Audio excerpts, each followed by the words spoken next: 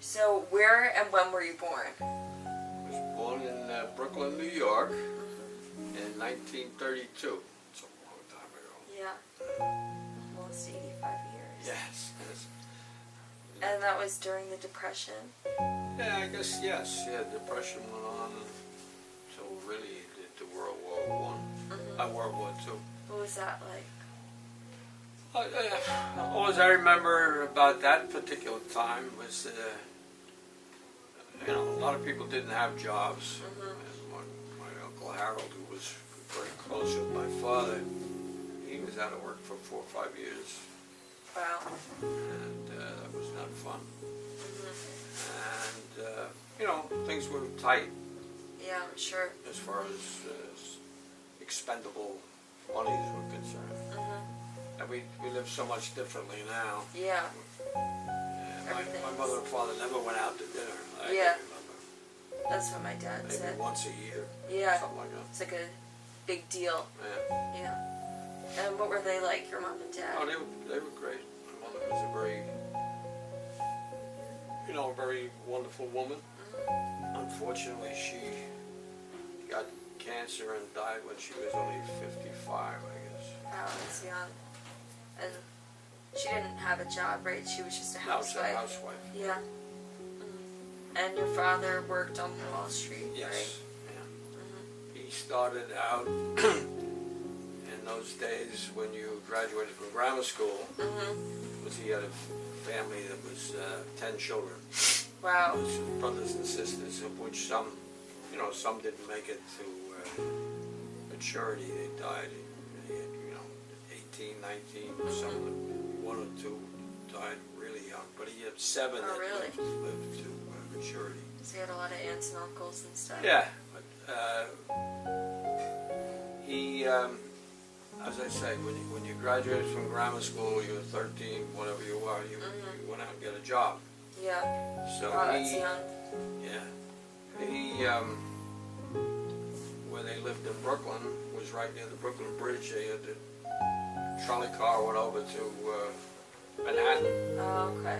And so a lot of the kids in the neighborhood worked in Wall Street because that was the stop when you got over the bridge. You were right in the heart of Wall Street. Oh, okay. So he got a job down there as a runner. And then he, moved along from that up until he got a job in the back office of a little firm and became a cashier. Oh, wow. I didn't know he started out like that. Yeah. And he went to night school and got some degrees in bookkeeping and accounting and stuff like that. And what about, like, growing up in the city? Like, was that... We lived in Queens. We had moved out to Queens by that time. We lived in a place called Richmond Hill. And I thought it was a great spot. It was, everything was very close together, so most of the activities were the church. And they all the parishes had basketball teams and baseball teams and stuff like that. And then we had a lot of friends in the neighborhood and so forth. It was a good place to grow up. And what about your brother? Like, did you go along with him when you were young? No. No. No, He was the big brother. Yeah, well, we had a rocky relationship with it, though. Yeah. And how did he get started in Wall Street? He went to business school and went to Wharton Business School, and was interested in finance always. And he worked for the Purcell Graham when he was going to school in the summer times. And that was your father's company, right? Well, my father and Eddie Purcell, it was E.A. Purcell and Company actually at that time. And then he went over on the American Exchange as a broker, became a specialist over there, did very well. He was kind of Donald Trump-like. He was like a bull in a china shop. He very aggressive, became, I think, the youngest chairman of the board of the American Stock Exchange. She was only like 30, I guess, about 35 maybe. Wow, that's young for that type of job. So, anyway. And your grandparents? My mother's mother and father were deceased before she got married. Oh, wow. And my father's father, I remember slightly. Maybe he died when I was 4 or 5. Mm-hmm. And his mother died when I was probably 8 or 9 or 10 maybe. Oh, wow, so you didn't really have... No, people didn't live that long in those days. I didn't know that. Like, when did people die? Like, 60s? Yeah. Probably That's for, why like, smoking and stuff. Yeah, well, whatever. But they did not have longevity like we do today. Yeah. And your... What was I going to say? Oh, yeah, did you play any sports in school? Mostly basketball. I like basketball. High school, right? I was talking about that before. It was Oh, okay. my main interest really at that time rather than books, unfortunately. And did Frank play any sports? Yeah, he played basketball. Oh, okay. And did you do anything in the summer? The usual stuff. We used to go to the Rockaway a lot. Oh, okay. New Jersey. No, it's right along. You know, Oh, Rockaway okay. is right. Really, Queens, Brooklyn, Queens. Oh, okay. Rockaway Beach. Yeah. Yeah. That's nice. Yeah, And then... it's good fun. And, I'm trying to think of other questions. Can't think of anything. Oh, did you have any jobs when you were younger? Like, teenager? Did you work anywhere? I was telling somebody asked that question before. Really, the only things I ever did had to do with day camp counselors and stuff like that, you know. Oh, okay. Did you ever work in stores or anything like that? Not really. No? Oh. I couldn't count well enough to get the cash register. And what was I going to say? Oh, yeah, was high school hard for you? Like, academically? Academically, I was not really interested, unfortunately. Basketball was more fun. Yeah, it was, took very time consuming. Yeah. And Still is. I didn't devote enough time to the books. Well, you certainly did well otherwise. It worked out. Yes, it did. If I had it to do all over again, I would have spent so if I spent as much time on the school books as I did on trying to play basketball, I would have been a lot better off, I think. I think so. Maybe not. Who knows? I'm not going to worry about it now. Yeah. And did you and your brother ever play sports together? Or... Yeah. And how much older was he than you? 2.5 years. Oh, okay, so you're pretty close in age. Yeah, he died really young. He was only 62, I guess, when he died. And then you met Mimi through him, right? Yeah, well, yes. Yeah. Through him and Marilyn. Well, I think that is pretty much it. Now you know everything. Yeah. Where did you go to high school? I went to a school called Powell Memorial Academy in Manhattan, and 61st Street and Amsterdam Avenue in the west side of Manhattan. Was it all boys? All boys. Those were the days when they had all boys schools, all girls schools. What was an average day at your high school like? Well, it was difficult to explain because we had brothers that taught at the school were Irish Christian brothers, and they were not easy to get along with. They were big on discipline and physical, I would call it physical abuse, but you can't say that, I guess, but they used to smack us around pretty good, so it wasn't much fooling around in that school.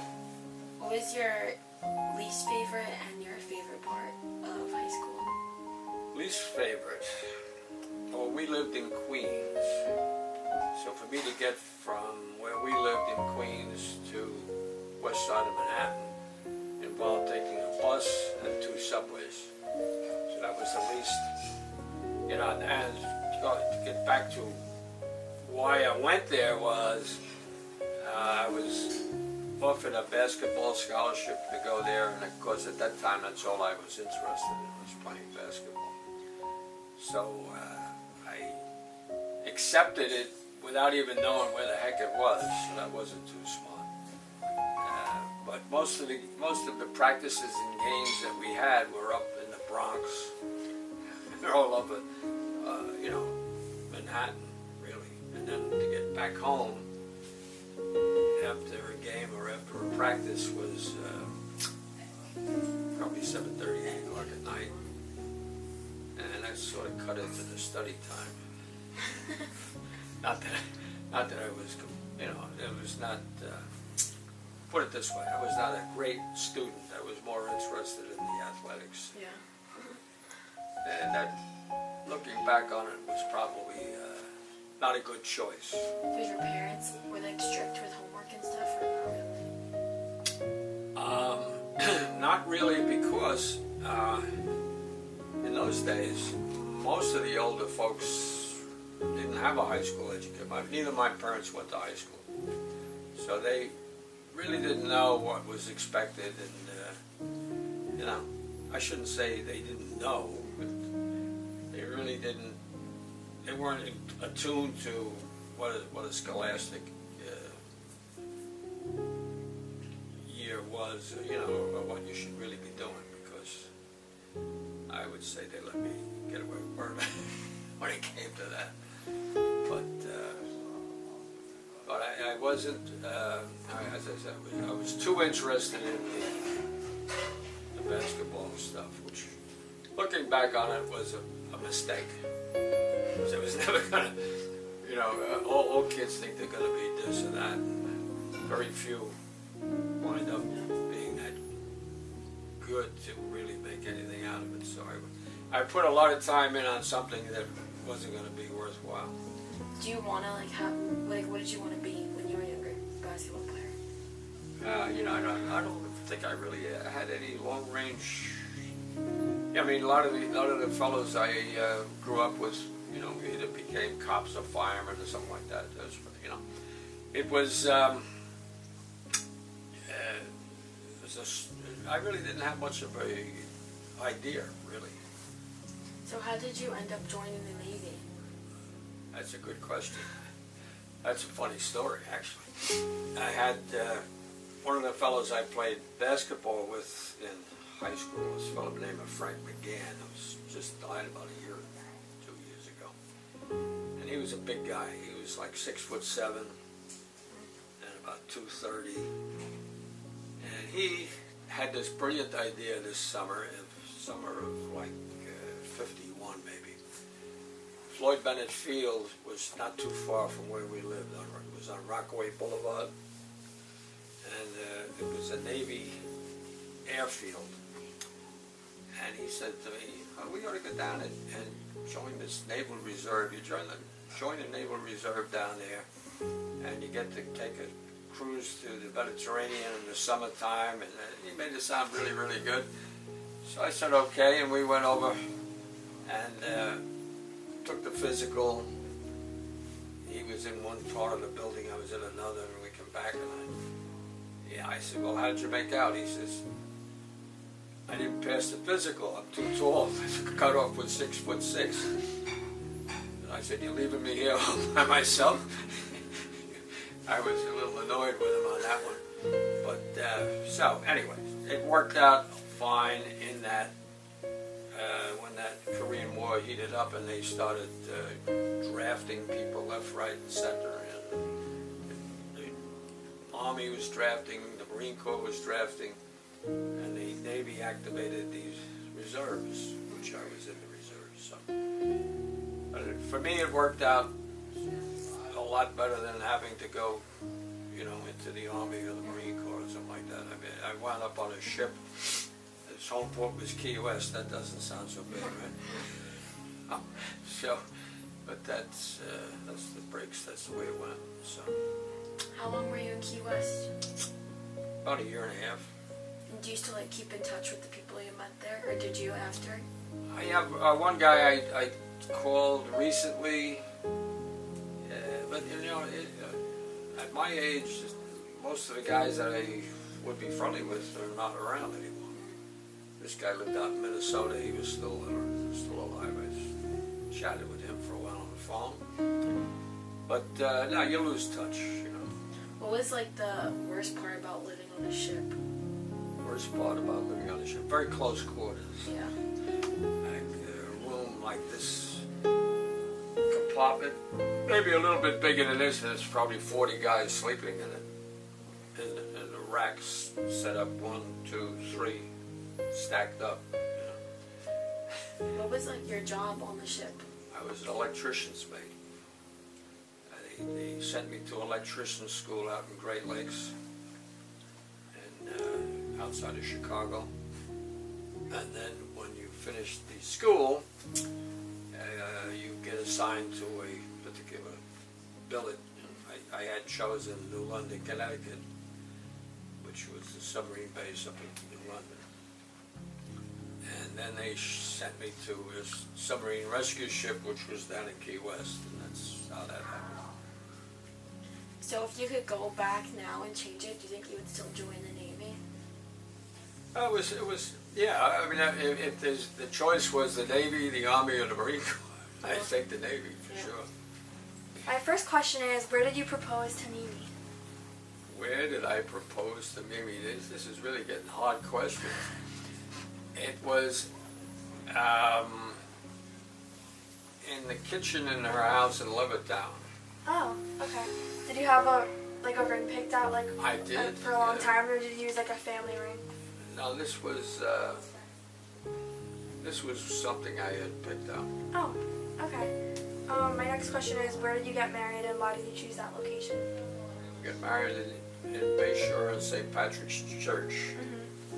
And the reason we chose St. Patrick's was Mimi lived in Levittown, and they really didn't have a church that was, you know, very attractive. It was kind of like a Quonset hut type of thing, you know. So she liked the church here at Bayshore, and so did I. So that's where we got married. Oh, okay. Did you imagine yourself having 4 kids, or more or less? I thought I'd have maybe 5 or 6. Really? I don't know why. Did you and Mimi talk about it before you got married or after you got married?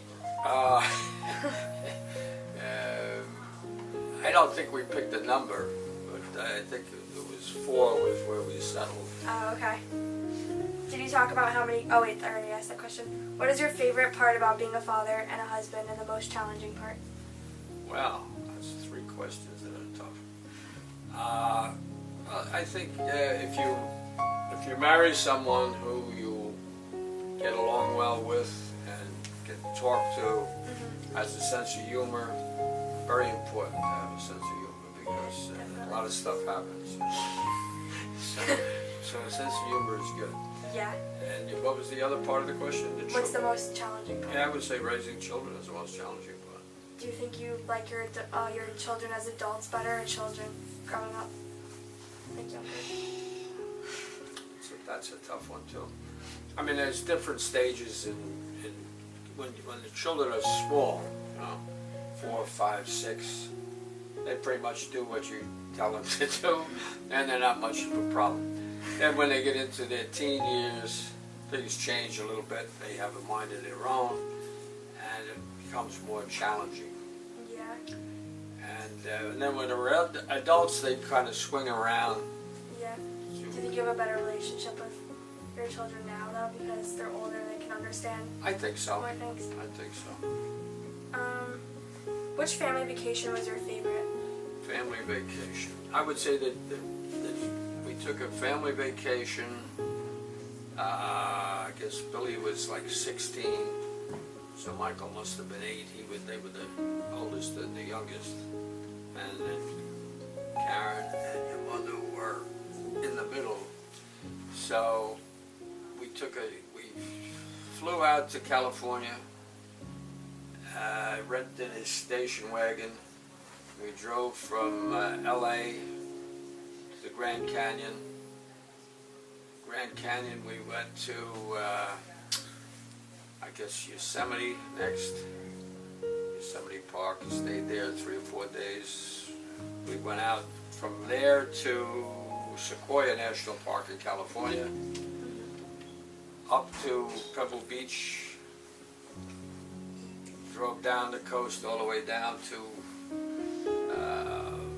La Jolla, and flew back from San Diego. But it was about 21 days. We had a good time. That's a long vacation. Yeah. What is your funniest memory during a family vacation? Funniest memory during a family vacation? I guess it was probably an incident that involved your mother and Uncle Mike. When they were in a little argument. And I think it went something like this, where Michael said to her, "You have buck teeth," and she smacked him with a tennis racket. And he said, "I didn't say you had buck teeth, I said you didn't have buck teeth." Oh yeah, I think I've heard this one It was before. pretty funny the way it went, because they hit a little at the time. Yeah. Alright, so my topic was the working life, retired, and golf. Wow. And my first question for you is, what was your first ever job? My first ever job was working at a day camp, and then I followed that up with working at a sleepaway camp up in Vermont following the summer with a friend of mine, and it was interesting. You know, it was mostly kids from fairly affluent families. They sent them away in the summertime, and they were good kids. We had a good time. I never knew that. Yeah, I taught basketball. That was my I would assume that would be your line of business at day camp. yeah. So yeah, that was fine. That was good. We had a lot of fun. So then, entered the Navy when you were what, 20? Actually, I finished my second year at St. John's. I was 19. 19. And the Korean War had started in '49, and I was in that's another whole story, but I was in the Naval Reserve, and they activated the reserve, and so I went in 1952, May and June of '52. Until when? 54. Until 54. Yeah. And then you came back, and did you go straight into working in the city from there? No, I went back to school, finished up St. John's, Okay. and I graduated in '56 from St. John's. What year did you start working on the stock exchange? Let's see. I did a couple of, first job I had after St. John's, I worked for Westinghouse Electric Supply Company for a couple of years. And then I decided that wasn't very interesting for me. And I looked around, and finally, we had a little brokerage firm, and then we had an office in Jamaica and Forest Hills. I went to work in the office in Jamaica. Later moved over to the office in Forest Hills.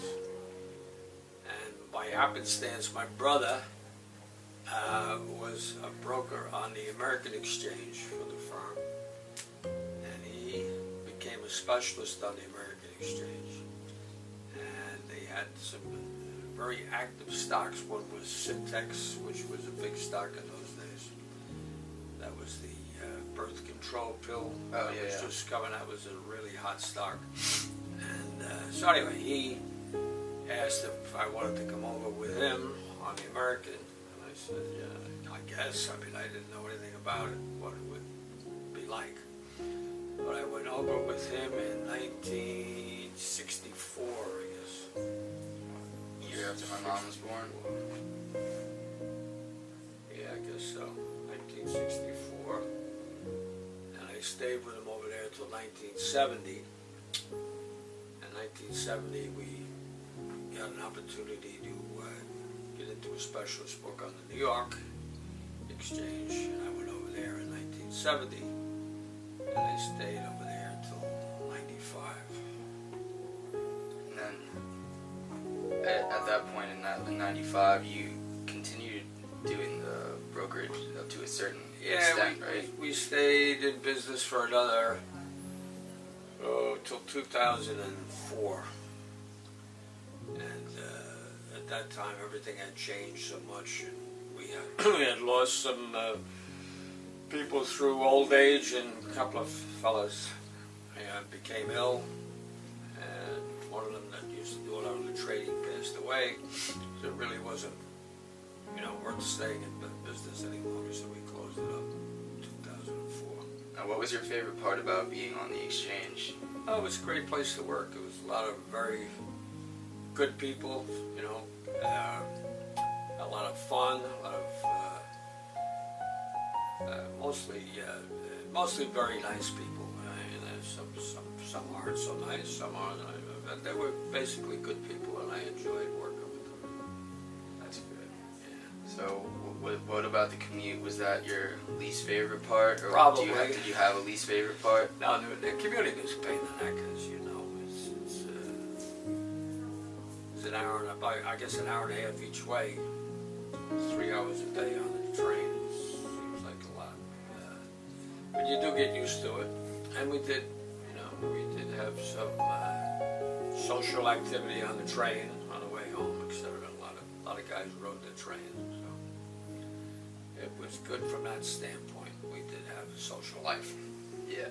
So moving on to the golf, when did you start playing the bulk of your golf? Well, we moved out from Queens out to Bayshore in, let's see, it must have been 1955, and nobody played golf. I didn't play golf, my father didn't play golf, and nobody in the family played golf. But one of the fellows that he rode the train with talked him into joining the golf club. At that time, membership was $500, so it wasn't. Well, $500 in those days was a pretty good amount of money, but not like it is today. And so he joined it, and I took. I just wasn't really interested, but had to do something. So I took a couple of golf lessons from an assistant pro there named Pat Cece. He was a good teacher, and he got me started. Then you get the bug. Once you get the bug, it sticks around. And I was very fortunate. I met some other young guys that had just gotten out of the service, Joe Darcy, and in particular, and we became very friendly.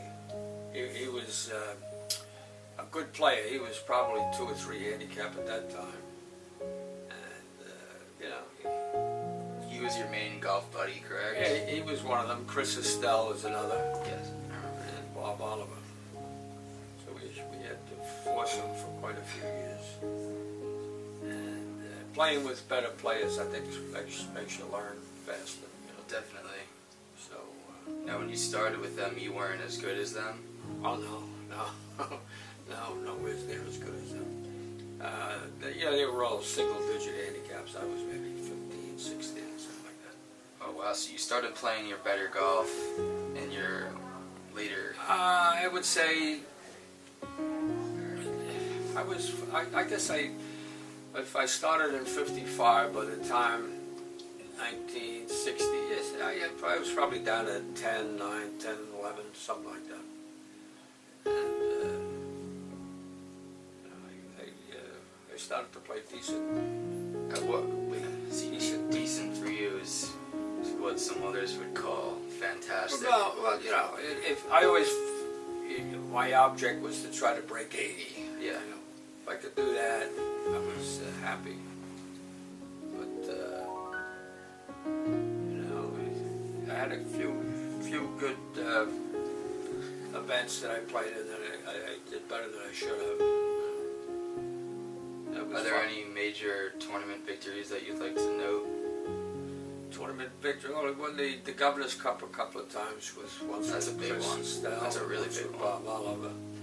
I won that Lowry medal a couple of times. The 4th of July. Yeah. What else did I do? I got one of the really good players over there at the time was a guy by the name of Emil Roy, and I was probably the first time I qualified for the club championship. I played him in the first round. I beat him, which didn't make him happy, but it was like a big upset. You know, Yeah. needless to say. So. Yeah, and then we won a member guest one time with Kevin Boyle, a friend of mine from downtown. Yeah, so it's different things like that. At what point would you say that you were playing your top golf? Well, you know, it's funny. I happened to, looking back on that, I kept all scorecards from memorable rounds, and the best round I ever had over there was a 70. Wow. And I was 1 under. Yeah, I was playing with a fellow who had won the U.S. Public Links Championship, Oh, wow. and he was hoping to go on the Pro Tour. And it was myself, Pat Murphy, I think maybe Bruce Brown-Yard, who had this guy as a guest, and myself. So he shot 71, I shot 70, and Pat said to him after the round, to me, he said, "That's the end of him. You bum like you can beat him. He's not going to try to be a pro anymore." But that was one of those rounds I had, you know, a lot of things went in the hole, They and were dropping. The putts were dropping. yeah, chipped in once or twice. That was the only time I was ever under par for 18 holes. So what time period would you say you were playing your best golf in?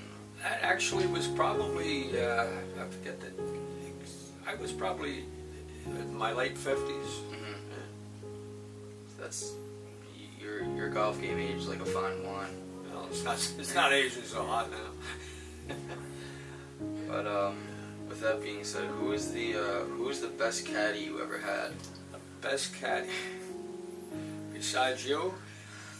But you snitched on me. When did I snitch on you?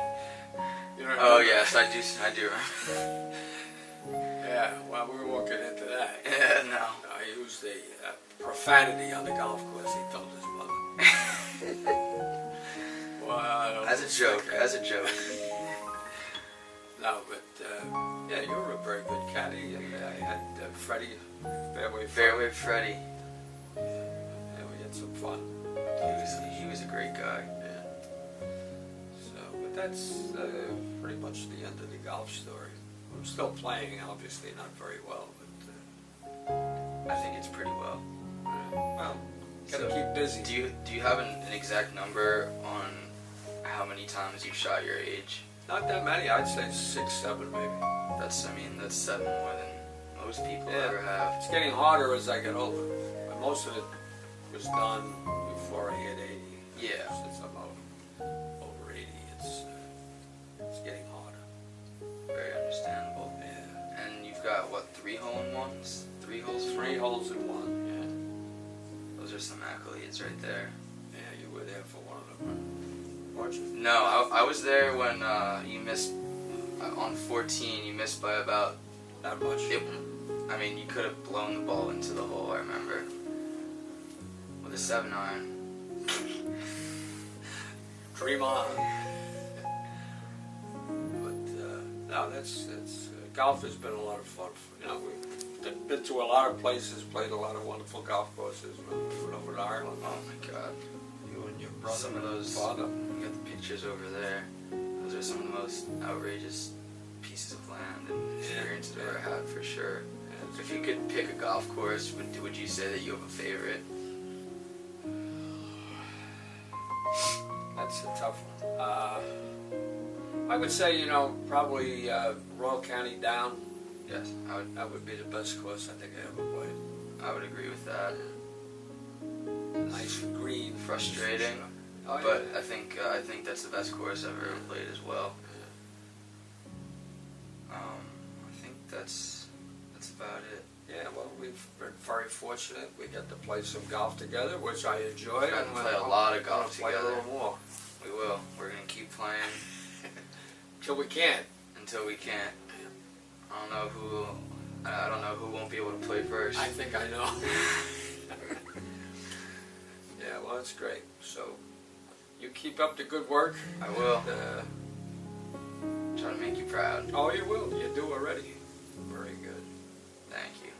If you had to move away from the United States to somewhere you have visited, where would you want to move to? Well,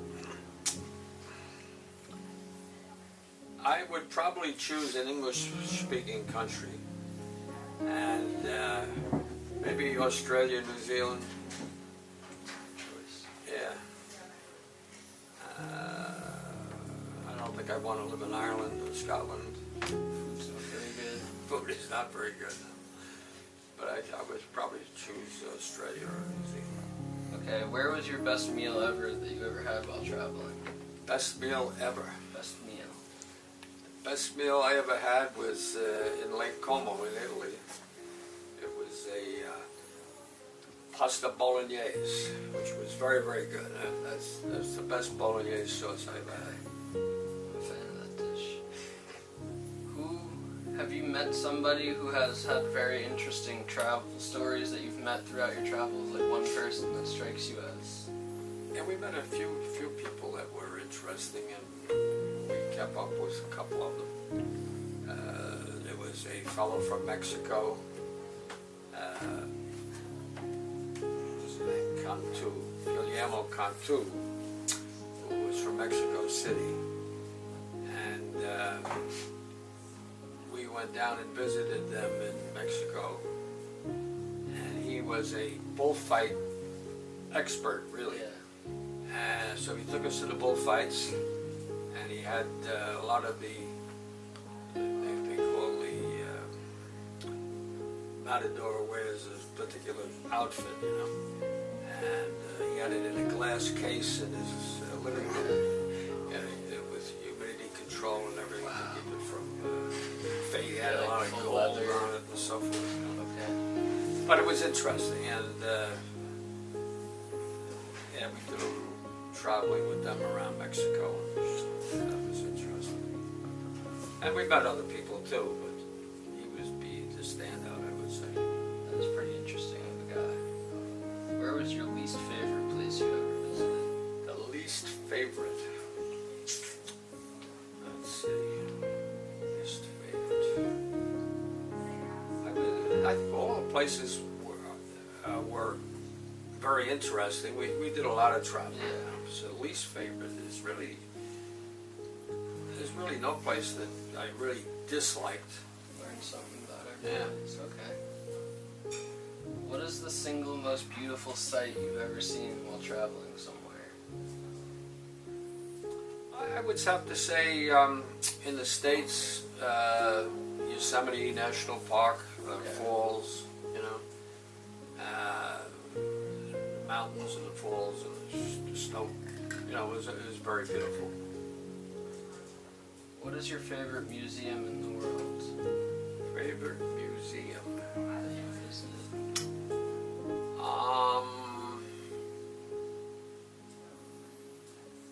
Probably in Paris, the Louvre. Okay. I mean, and also it was one in Moscow.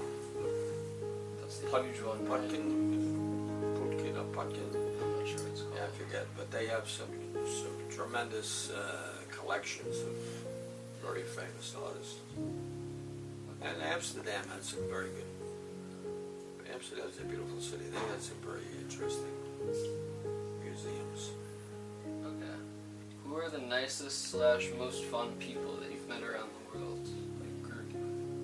Group of people.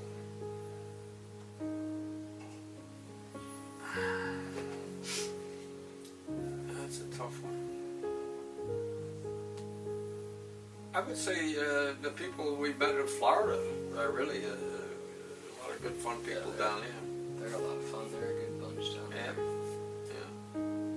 Okay. What are your top 3 things for someone that must see during their life? Like 3 attractions around the world. I would say the Grand Canyon.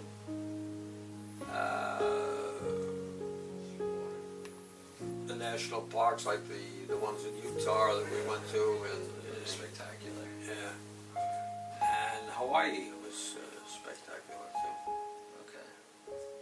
What was your single favorite vacation from start to finish? Single favorite vacation from start. We took one trip, and it was Greece and Turkey. And I really didn't know what to expect out of Turkey because I didn't know much about it. You know? But it was really the most interesting part of the whole trip was There's a Turkey. lot of history in Turkey. Yeah. And all the ruins and so forth. And that's where we met this Cantu couple. And they were on the same trip from Mexico. Same guy. Yeah. And then the Greek Isles were like a secondary the way it worked out. I thought they would be the main attraction, but Turkey was just a shame that you can't go. And also, a close second would have been Israel and Jordan. Okay. Again, very interesting, Yeah. historical. Must have been a cool trip. Where's one place that you wished you could go to but never did? Well, we're going to go to Barcelona in a couple of weeks. I always wanted to see Barcelona. And I would say that's one place. And the other trip was Africa, which was spectacular. That was a nice safari. Yeah, with all the animals and really outstanding. Alright, well that's all the questions I have. Well, you had a lot of questions. Well, I figured you would have some good ones. That's good. Thank you. Thank you. Thank you for answering them. Yeah, best Glad of we luck. got to have this conversation. My favorite memories of you, Dad, were when I was young. You always used to take the time after work to play sports with me. The best was when we used to play catch in the hallway. You used to pass the football from in front of the coat closet. I used to run in from the living room or dining room and catch the perfect spiral you would throw. Flying catches.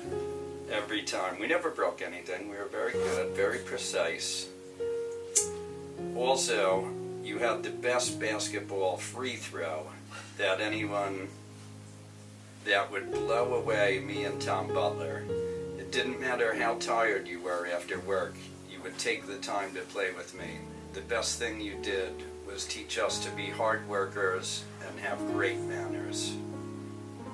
Yeah, that's very good. Very nice. And I have something of Sarah's here, if I can pull the email up. She wrote a sweet one for you. She's out of town.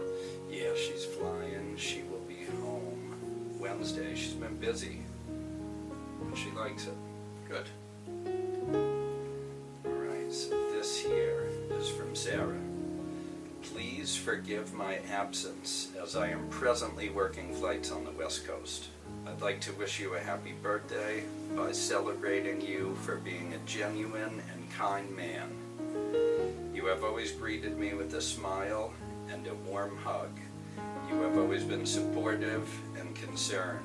You are funny and fun to be around, and I am thankful and grateful to have become part of the family you and Mrs. Graham have created. You have been genuine in your acceptance of me in all my variations of color. It means a lot to me to walk into a room full of love and kindness. Thank you for your support and encouragement and for sharing your wonderful self with me. God bless you in love and light, from Sarah. That's very nice. Very Yeah, nice. she's- Tell her thank you. Very fond of you. Tell her thank How could you not be? You're an awesome guy. Very nice, Michael. Appreciate it. Okay, so I am telling you about my favorite memory, but I have a few. I'm sure you do. But if we're gonna talk about like a serious sentimental one, It's up to you. well, I'll start with that and then I'll go to the other two. It would be, and you might not even remember this, but I think I was about 10 or 11, and it was my birthday, and we were having dinner. It was myself and like 5 of my friends in the dining room, and I don't even know what we had, but anyway, you came in from work, and you had a bouquet of flowers for me, and it was so sweet. Like, it was just, I could tell that it's something that you decided to do on the train or on the way to the train or whatever, so that was very sweet.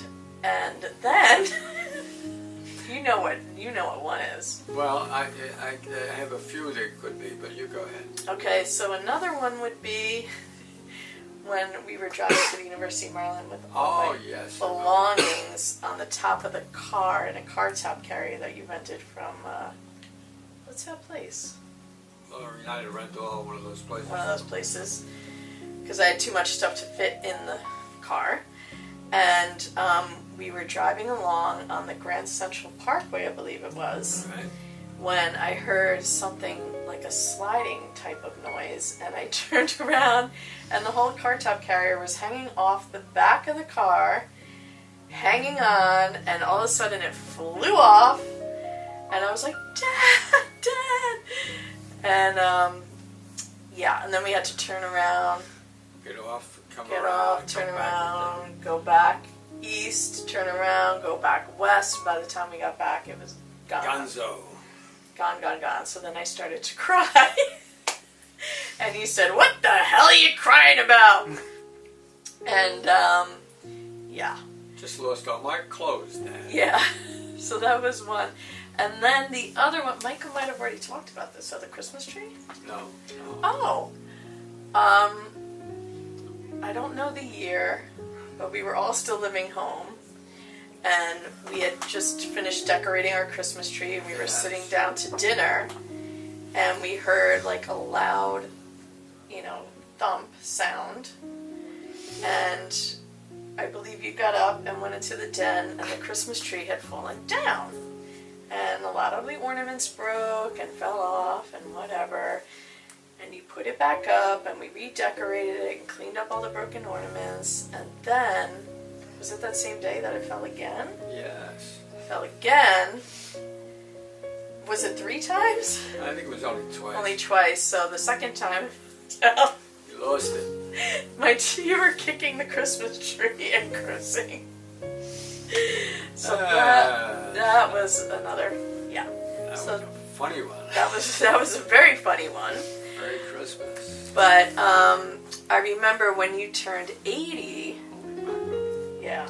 almost 5 years ago, I think Mom put together an album of some sort, You probably, yes. and we were supposed to write a letter to you.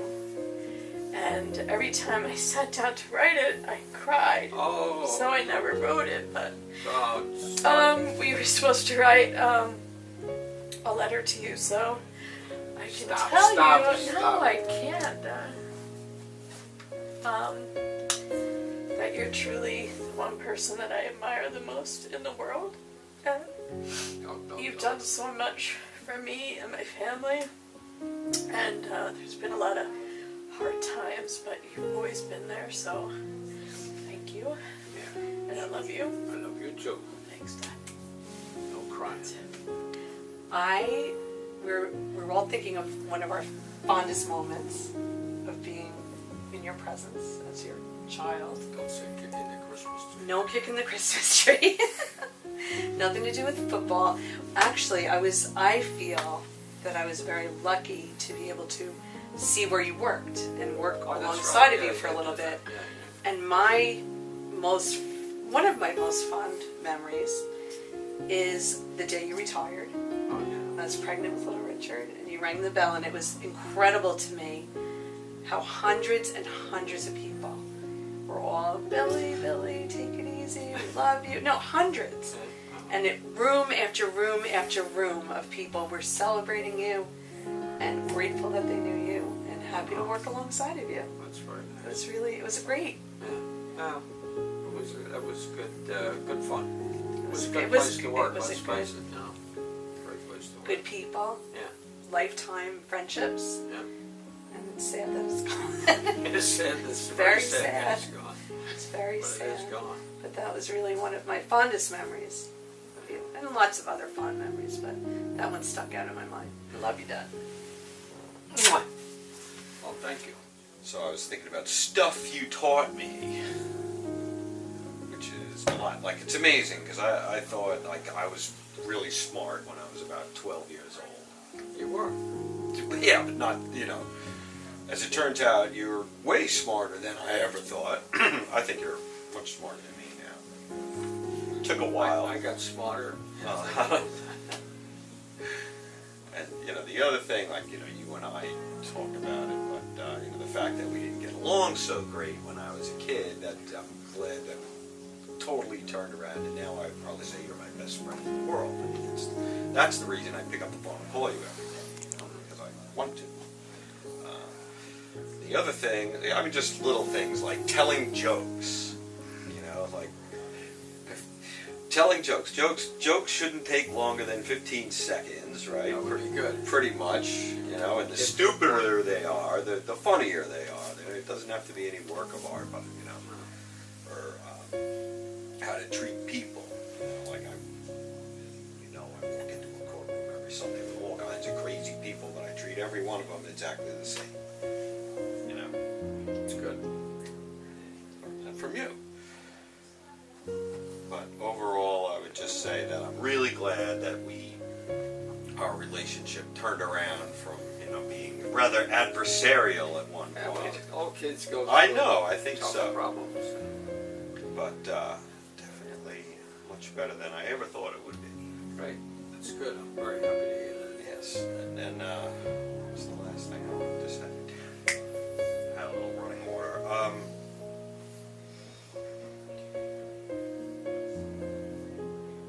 I hope you have a fantastic birthday and a fantastic birthday trip. Yeah, great. Yeah, I think we're looking forward to it. Around the boot. Round the boot. Round the boot. Quick stop into Venice. Yeah, that's the last stop in Venice. We come home from Venice. Well, great. Thank you for everything. And the other thing, I remember what my other topic was. Okay. So, I always wanted to do things that were maybe not the ordinary thing, shall we say. You never said, oh, don't do that, you're going to get hurt, or that's too dangerous, or why don't you go do this instead, you know, whatever I wanted to read, listen to, travel to, you know, do athletically, whatever it was, you know, you were like, fine, go ahead, I never heard, don't do that. So that's like a tremendous thing, and I thank you for that. Thank you. Love you. So, the first time I met you, you were leaving the stock exchange. Oh, yeah. Yes, that was the first day. So, Billy had asked me if I'd like to come along, and I got to go to the stock exchange for the first time in my life. So, that was awesome. We had a great time. We went out to Little Italy for dinner, which was really nice. I got to meet the whole family. Little did I know how many years later I was going to be part of this family, but it's been absolutely wonderful. You are the rock of this whole family. I don't know about that. Yes, you are. And you hold us all together, and everybody looks up to you. You're a wonderful person. Too bad I didn't meet you earlier, because I would have loved to have come and worked the stock exchange with you. Yeah. That was a good spot. It really was for all those years. It's a shame it's not there anymore. Exactly. Yeah. And everybody admires you, I think, in this family, because you're very calm. You're always the steady rock, very calm, and you keep everybody together. And it's just been a pleasure, and I am so happy to be part of this family. I can't tell you. So, Thank you very much. happy birthday. Thank and you. Thank you very much. Many, many, many more years with us. Well, I hope so, but... well, I did have our friends, the Kramers, you know, Marty and Margot. He was 90 yesterday. Wow. And he's going strong. He's in great shape. Exactly. Yeah. And So who knows? So we'll get you to come to the Salt Cave and the Float Pod, and Yeah, we'll keep yeah, you going yeah. into your hundreds. No, I don't think so. I just want to take this opportunity to wish my wonderful husband Bill a very, very happy 85th birthday. Sounds old. It's not. It is not old. I realized today that I have been married to him for 75% of my life, which is a long time. It's a very long time, and it's been a wonderful time, an absolutely fantastic time. It's been a joy to be married to someone who's bright and funny and generous and kind and What are you doing with me? giving. See, I told you so. Anyway, it really has been a wonderful, beautiful life together. And I want to thank you for every minute of it. And I hope sincerely that we have lots more of it. I hope so too. We've even gotten to the point where we're painting together now. Yes, we are. Yes. This is really. We have a lot of togetherness, Yeah. and thank God we enjoy every second of it. It really has been wonderful, absolutely wonderful. You've given me 4 wonderful children and a beautiful life and lots of laughing for all of this. 57 years, we've had a wonderful, wonderful time. So I thank you, I love you, and happy birthday. Oh, thank you very much. And I love you too. You've been just a wonderful wife. So. And happy. We had a lot of laughs, which is good. We have. That's what I told one of the kids. Marry somebody with a sense of humor. That's true. Rather important to say the least. Wonderful. Happy birthday, sweetie. Thank you.